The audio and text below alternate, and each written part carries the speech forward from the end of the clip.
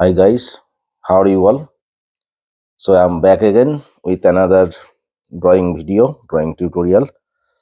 And today I'll draw this portrait of actor Ajit Kumar sir, and I'll use these white pencils. This is white charcoal pencil from Kohinoor, and this is white pastel pencil.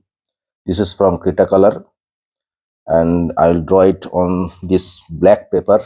This is Brustro black pastel paper pad, and I'll use this black paper and white pencil on black paper, and I'll do this hair and beard and everything white color. So I want to get the structure of the face just with these white pencils. Okay, so let's start. Watch till the end, and please subscribe my channel, like my video, and if you like it, please share with your friends. Okay, so let's start.